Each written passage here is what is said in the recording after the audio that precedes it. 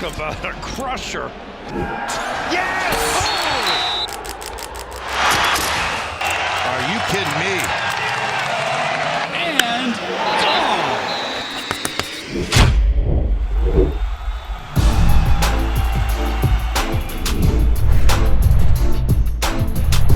Welcome back to Schoolyard Sports Lane Frank podcast. I'm the host of this podcast, Lane Frank. We're now on episode number 40. Yes, we're 40 episodes through, and there's so much to get through. It's action-packed episode. The conference finals are set in the NBA playoffs. MLB is rolling, and so much more.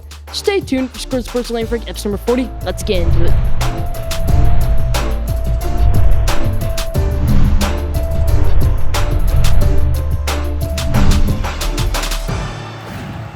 Let's start with episode number 40, how we always do with our headlines. In the NBA, there is so much news, okay? The Hawks, they advanced to the conference finals, and the Hawks are for real, everybody. They're here to stay. I'm not saying they're going to make the conference finals next year. There's no way I really don't think the Hawks have a chance to make conference finals next year. I really don't, because it's going to be stacked. The Heat are going to come back strong. Okay, the Nets are going to come back strong. The Bucks are going to come back strong. And Philly's going to come back strong. So I don't think the Hawks make the conference finals next year.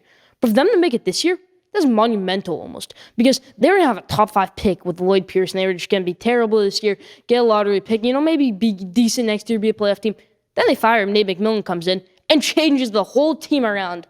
All right, he changed that whole entire team, turned them into the conference finals, okay? When the Knicks-Hawks series started, in no way did I think the Hawks were going to win that series, and in no way did I think they would make the conference finals. Okay, I doubted the Hawks, I doubted Trae Young. I'll admit to it. They made the conference finals, which is shocking to me. They're for real, everybody. They're here to stay, in my opinion. Maybe they won't make the conference finals next year. But they're going to be a good team in the future. They're going to win a championship in the next 5 to 6 years, 3 to 5 years, whatever it might be. They will. Trae Young is an amazing player. Bogdan Bogdanovic is an amazing player. A lot of players in the Hawks team. They're amazing players. They better renew Nate McMillan's contract. But if they don't, a team like the Celtics could swoop in and take him. Maybe the Mavericks, who just fired Rick Carlisle, just left. But so many coaching vacancies in the NBA. We'll talk about that later, more in the NBA rundown. But the Hawks, they're here to stay. What a series that was against the Sixers. To win that in 7 games, shut down Ben Simmons. Maybe Ben Simmons shut himself down. Man, I don't know what happened with Ben Simmons. I'll go more in depth on that later in the episode. But the Hawks, they're for real. They're here to stay. Let's talk about a team in the Western Conference, the number 1 seed, the Utah Jazz. I told everyone all year. I said all year, the Jazz, they're not a good team. They're not going to make the conference finals. They're not going to make the finals. They're overrated. They're not good. They're not the number 1 seed in the West. They're not the best team in the Western Conference. And I was fully right. Okay, the Utah Jazz were a fake team. I said it all year. The Utah Jazz were a fake team. They were pretenders, not contenders. They were. Rudy Gobert. They really didn't play great in that Clipper series. Okay, they went up 2-0, and then they just obliterated, okay? Then they were just terrible, okay? For the rest of the series, Clippers obliterated them in the last 4 games of that series, okay? Going up 4-2, Terrence Mann, 39 points in Game 6. Paul George having an amazing series without Kawhi Leonard, okay? Realize that? It was without Kawhi Leonard, okay? What a series by the Clippers. What a series. Advancing to conference finals. But let's talk about a team in the East, the number 2 seed in the East, the Brooklyn Nets. Okay, I don't want to go crazy on the Brooklyn Nets right now because where do they go from here? Okay, it's not like you can get more stars. You have KD, James Harden, and Kyrie Irving. Okay, but the story of the Brooklyn Nets this year was injuries. Okay, KD was out 30 games. James Harden was out 20 games. Kyrie was out a couple weeks. Okay, then Kyrie misses Game 7. Harden is not fully healthy for Game 7. KD put his heart and soul on the line in that game. It was amazing. Maybe the best player in the NBA. Maybe the best player in the world right now, Kevin Durant. He might be. Okay, what a series that was. He put his heart and soul on the line for the Nets in that series. What a shot that was to go to overtime. Unlucky that his foe was on the line. What a series that was. Congratulations to the Milwaukee Bucks advancing to Western Conference Finals. In my opinion, the Brooklyn Nets were a better team than them. When fully healthy, James Harden was not fully healthy. We can all agree to that. Okay, James Harden did not look fully healthy in Game 6, Game 5, and Game 7. He did not at all. Okay, Kyrie Irving obviously was not fully healthy. But congratulations to the Milwaukee Bucks advancing to the Eastern Conference Finals. Let's go over to the MLB where there's a lot of news. My New York Mets. They're also for real, everybody, okay? Jacob deGrom, the best player in baseball. The best player. No, none of this nonsense. No more he's the best pitcher. Mike Trout's the best player. None of that. All right? Mike Trout's hurt. Fernando Tatis Jr. is not the best player in baseball. Mookie Betts is not the best player in baseball. Jacob deGrom is the best player in baseball, everybody. Okay? He has a .50 ERA. He gave up 1 hit in his last start, and it was basically an error by the New York Mets outfield. It was. Okay, this team isn't even fully healthy yet. Jeff McNeil's coming back. Brandon Nimble's coming back. Michael Conforto is coming back. This team is here to stay. They're going to make the NLCS this year, in my opinion. They are, against the Los Angeles Dodgers. My New York Mets playing top of the world right now. They had that one rough series against the Nationals, but they had that one great game in the doubleheader where Francisco Lindor hit 2 bombs, drove in all 5 runs of that game. Okay, my New York Mets, they're for real, and they're here to stay. Let's go over to the American League, where there's another team, the Houston Astros. I think the Houston Astros make the ALCS. I do, okay? They have one of the best records in baseball. They do, okay? People forget, this team is Carlos Correa, former #1 overall pick. Alex Bregman, former first-round pick.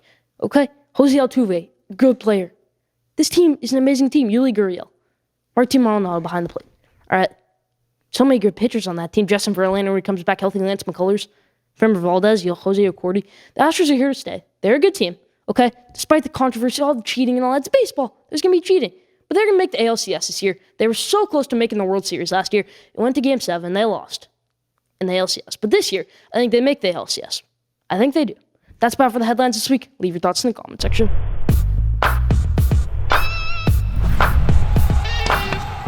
All right, top 5. This week's top 5 is top 5 teams in the MLB, and I want to do one honorable mention. The Houston Astros. Okay, I just went crazy how I love the Houston Astros teams here. They have a great record. I was going back and forth. Do I pick my New York Mets as the 5th best team or an honorable mention? Do I put the Astros 5th best team? What do? I went with my New York Mets because they have much better pitching. Taijuan Walker, Carlos Carrasco when he comes back healthy, Noah Syndergaard when he comes back healthy, David Pearson who's picking things up, Jacob deGrom, the best player in baseball, everybody, and so many more. Okay, New York Mets, much better pitching than the Astros. I think if they played a 7-game series, I think the Mets would win that series. That's why I'm putting them above the Houston Astros. Houston Astros, my honorable mention. You could say the 6th best team in baseball. Number 5, my New York Mets. I just said all the reasons why. They're going to come back healthy. Okay, they have one of the best records in them. Will be playing amazing, playing on top of the world right now. My New York Mets, I went to the Mets game against the Cubs. So awesome to see them in person. Taijuan Walker, fan 12 in that game, career high in strikeouts. Okay, here to stay. 5th best team in baseball. Number 4, the Chicago White Sox. Okay, I'm really high on the White Sox for next season and maybe the playoffs this year. Okay, because people don't realize, okay, the White Sox, great team. They've got Yermin Mercedes, Yasmani Grandal, both can play catcher, both amazing players. Yermin Mercedes might win Rookie of the Year this year, okay? Then they've got Jose Abreu, reigning MVP at first base. Then they've got Nick Madrigal at second base, former number 4 overall draft pick in the 2018 draft. Then they've got Tim Anderson at shortstop, okay, one of the best shortstops in baseball. Then they've got Yohan Moncada at third base, one of the, I think it was a top prospect in 2016, Yohan Moncada. Okay, then their outfield, Eloy Jimenez, when he comes back healthy. Okay, he's not healthy yet. They've got Billy Hamilton.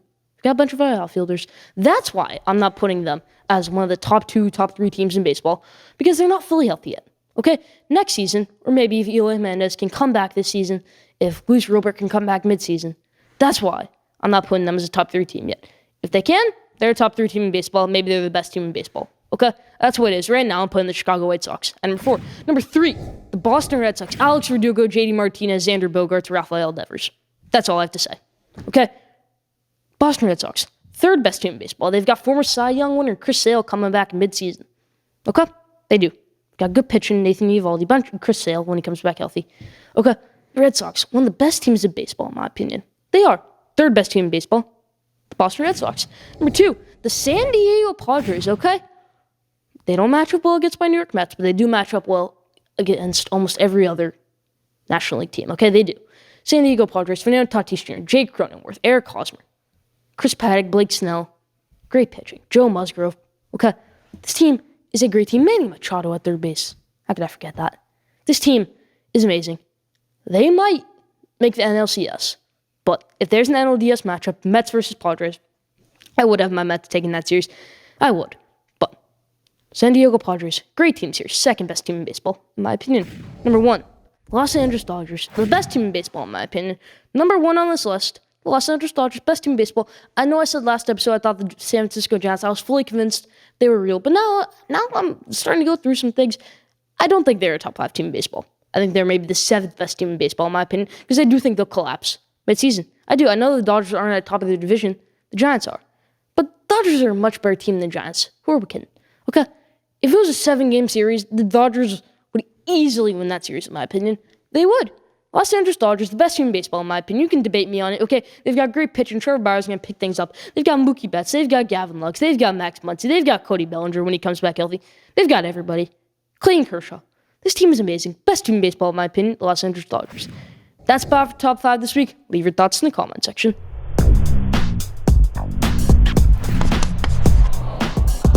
Now, did you know this week's Did you know this was the first time since 1993 and 1994 that neither 1 seeds made the conference finals. Okay, Philadelphia 76ers were the 1 seed in the East, and the Utah Jazz were the 1 seed in the West. Both of them didn't make the conference finals. The last time that happened was 1993, 1994. That's almost 30 years ago, folks.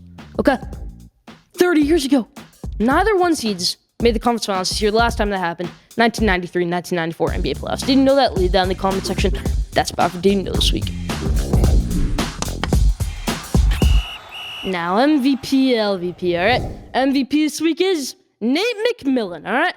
People don't realize Nate McMillan was the Indiana Pacers coach for years, and he got fired last year, all right? I thought it was over for him. Was the assistant coach for the Hawks this year, mid-season, turns into head coach. Okay, he leads this team to the Eastern Conference Finals. They were a very below 500 team when he picked them up. Okay, he turned them into a 41-31 record team and put them in the Eastern Conference Finals, everybody. That is amazing. Okay, that is Nate McMillan. You were easily MVP this week. Easily. Crushed my heart as a Knicks fan. But Nate McMillan is MVP this week. Now, LVP, all right? I've been waiting for this, all right? Ben Simmons, everybody, okay? You have a wide open layup, and you don't take it. Loses you the game, loses you the series, maybe loses you your career. You don't ever take a shot. You were 34% from free throw shooting. I think it might have actually been worse than that. That's the worst in NBA history in the playoffs. Okay, Ben Simmons, you do not deserve to be an NBA point guard next year. Not at all. I'd say right now, Ben Simmons' trade value, you could say it's maybe worth CJ McCollum, or it may not even be that much, okay? Ben Simmons' trade value has dipped so much. Ben Simmons, the worst series of his career, maybe the worst season of his career. You can say he should have won Defense Player of the Year. He's amazing on defense. He's a great playmaker. He's terrible shooting, okay? Yeah, he was 100% in the fourth quarter of this series. Yeah, he only made 4 shots in the fourth quarter. This series may actually have been less than that. Okay? Ben Simmons, you're an embarrassment to the Philadelphia 76ers this year. They should maybe get rid of you, or maybe switch you to another position. Ben Simmons does not deserve to be an NBA point guard next year. He does not. That's about for MVP, LVP this week. Leave your thoughts in the comment section.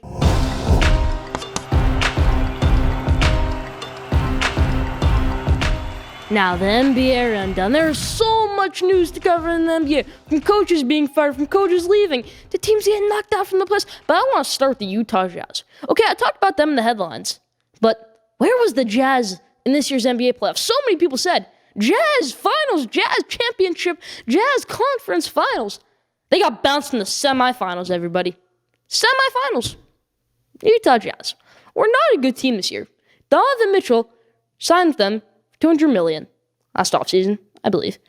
Yeah, he signed for a lot of money last year. And he's re-signed with them for so many years, so he can't go to the New York Knicks. He can't demand trade. Rudy Gobert signed with them for a lot of years.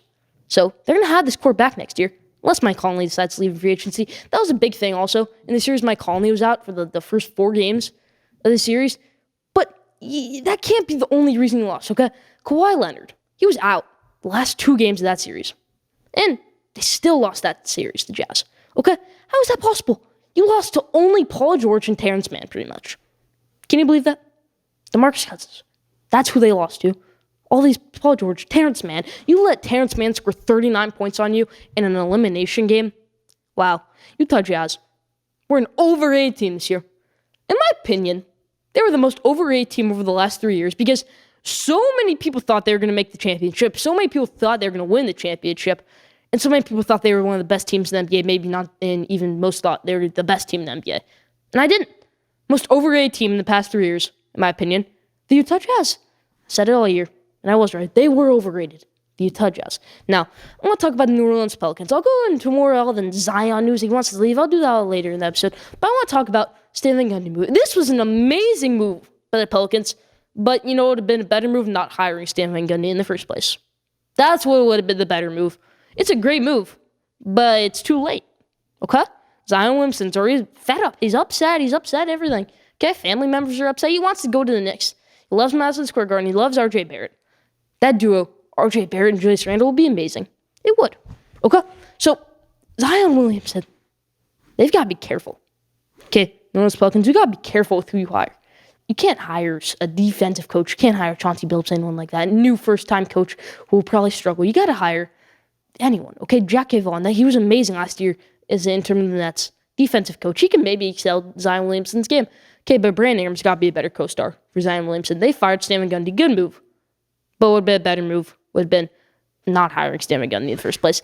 That's my take on the New Orleans Pelicans firing Stan Van Gundy. Now, the Dallas Mavericks, I said last episode, they've got trouble. This was before Rick Carlisle got fired. They're in trouble because, Luka Doncic got mad at them midseason, front office issues, all that. Okay, but Luka Doncic, is he really happy that Rick Carlisle left? Okay, they said some players were upset with Rick Carlisle, and Rick Carlisle decided to leave. Okay, he did. But you got to hire someone big, Mark Cuban. Okay? You got to hire a Mike D'Antoni, someone like that, and you got to get him. Maybe Ben Simmons, Kyle Lowry in this offseason, or else you're in some hot water with Luka Doncic. Okay? That's what it is. Luka Doncic is your franchise player. They'll never let him walk. They'll never trade him unless he willingly walks from free agency, doesn't re-sign with them, leaves as an unrestricted free agent. That's the only way. I do think he signs a supermax. Maybe not this offseason, maybe next offseason. I do think he signs a supermax. Still one of the largest contracts in NBA history.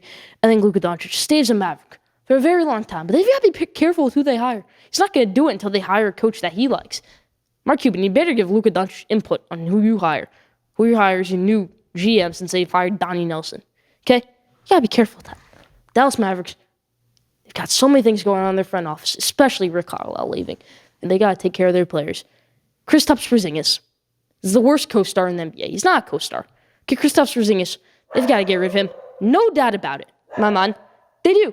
Now, the Washington Wizards, they made the move that needed to be made. Okay, they probably should have made it a couple years ago, but the move needed to be made to fire Scott Brooks. It was a good move. Now they've got to hire someone great, and they've got to start up a rebuild, if they're not in one already, okay? Because you can't keep on making them playoffs as an 8 seed, not getting into the lottery with Bradley Beal and Russell Westbrook. That does nothing for your team. Absolutely nothing. You trade them both, you get draft capital, maybe trade Rui Hachimura. Even though he had a good series against Sixers, keep Danny Avdija, keep the core together, get a top 5 pick, try and maybe trade for Kate Cunningham, Jalen Green, whoever it might be, Jalen Suggs, Evan Mobley, whoever it might be. It was the move that needed to be made. I think they should hire a young coach, maybe Chauncey Billups, former player, someone like that. An up-and-coming coach, David Vanderpool. Okay, that's what I think the Washington Wizards should do. They fired Scott Brooks, which was the correct move, in my opinion. That's about for NBA Rundown this week. Leave your thoughts in the comment section.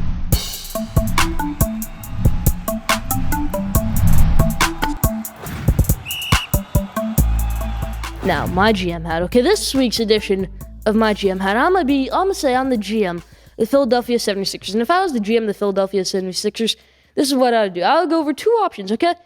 You trade Ben Simmons, or you move him to small forward, and you do this one huge trade and acquire this one big player in free agency. Let's get into it. Okay, first option, trade Ben Simmons to whoever, okay? You can trade him for anyone. Trade him for Damian Lillard. That's the only way you can win a championship in the next 2 to 3 years. It is, okay?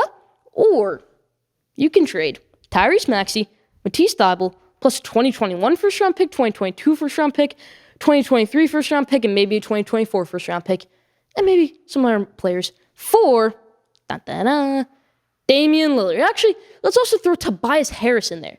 Okay, so Tobias Harris, Tyrese Maxey, Matisse Thybulle, and 4 first-round picks for Damian Lillard. You can keep Ben Simmons. You can keep Ben Simmons, all right? You can do that.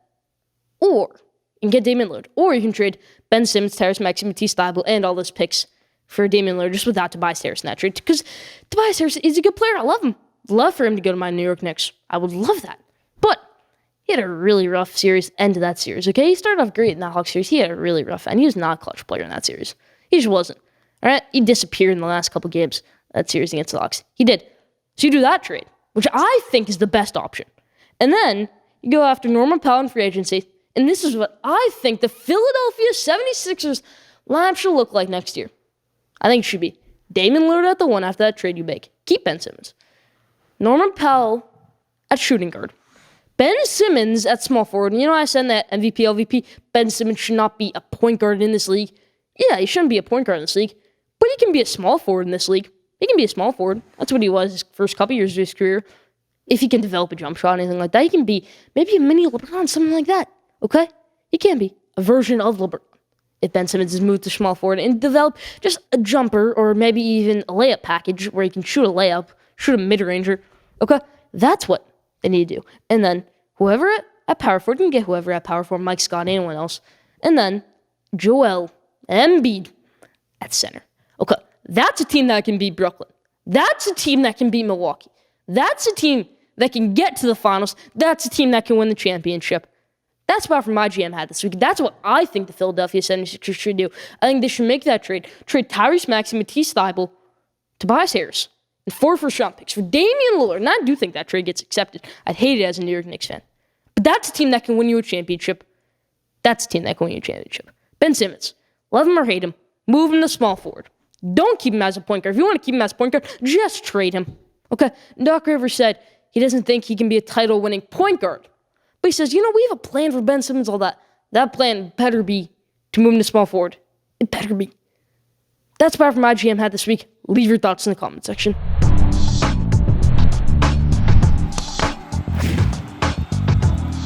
All right, I wanted to do a Zion Williamson spotlight. I wanted to talk about the Zion Williamson news because now people are saying, Zion, he might leave Pelicans in the next couple of years to go to the Knicks. I've been saying that all along, ever since the Knicks played the Pelicans at Madison Square Garden. Reggie Bullock hit that amazing shot where Zion said, "It's my favorite place to play behind Smoothie King Arena," and we all know Smoothie King Arena is probably not even his favorite place to play. He probably loves playing at MSG much more than Smoothie King Arena.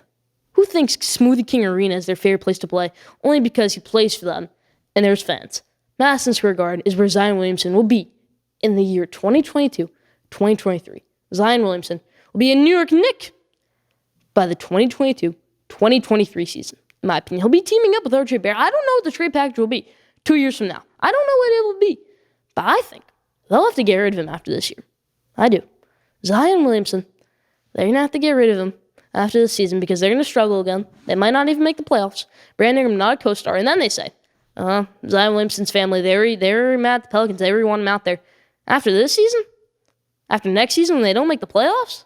That's what's going to be the deal breaker. That's why I think Zion Williamson is going to demand a trade, become a New York Knick, team up with his former teammate, RJ Barrett. That's what I think he's going to do. That's about for Zion Williamson Spotlight this week. Leave your thoughts in the comment section.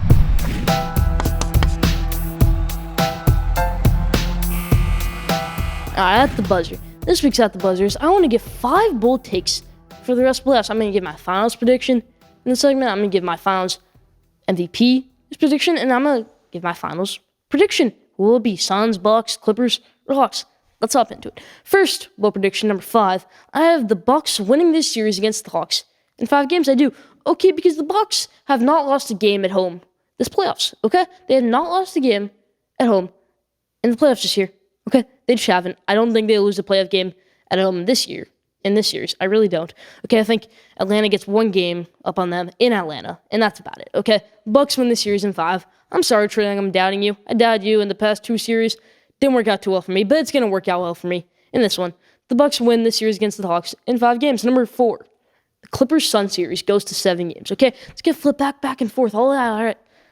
But the Suns will eventually win that series, and they'll make the NBA Finals. Number 3, okay, here's where I'm going to give a peek of my finals prediction. Chris Paul gets Finals MVP. Does that mean the Suns win the Finals, in my opinion? Maybe, maybe not. But Chris Paul will win Finals MVP. Number 2, the Suns-Bucks Finals, which I do think it will be Suns-Bucks Finals, will go 6 games, and Giannis Antetokounmpo, when it's all said and done, will not, I repeat, will not be recognized as a top 5 player in the NBA. Bookmark it. Suns are going to win the finals this year in 6 games, and at the end of it, Giannis Antetokounmpo will not be recognized as a top 5 player in the NBA. He won't. Number 2. Number 1, and the last bold prediction, the NBA Finals, rest of the NBA playoffs. My number 1 bold prediction, the Suns, I already said it, the Suns will win the NBA championship this year, and Chris Paul gets his first championship. That's what I think happens.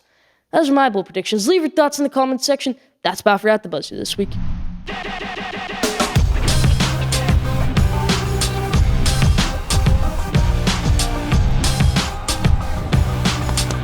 Now, best for last question. This week's question is, will Zion Williamson be a New Orleans Pelican in 2 years? I said no. I think he's going to be a New York Knick in the next 2 years. I do. The question today is for you to answer in the comment section. Will Zion Williamson be a New Orleans Pelican in the next 2 years? Leave your answer in the comment section. That's about for question today this week. That's about for Schoolyard Sports. Elaine Frank, episode number 40. Thank you for tuning in. We are going on our summer hiatus, but don't forget to follow Schoolyard Sports on Instagram at Schoolyard Sports. Don't forget to follow Schoolyard Sports on Twitter at Schoolyard Sports. Don't forget to subscribe, rate, and review for the best sports content in the world. Thank you so much, Schoolyard Sports fans. Our first 40 episodes of Schoolyard Sports are now officially out. Go watch them all. Go follow Schoolyard Sports on Instagram. Go follow Schoolyard Sports on Twitter. Don't forget to subscribe, rate, and review. We'll be back here right before free agency starts in the offseason. That's about for episode number 4 this week. Thank you for tuning in, Schoolyard Sports. Stay tuned for the best sports content in the world.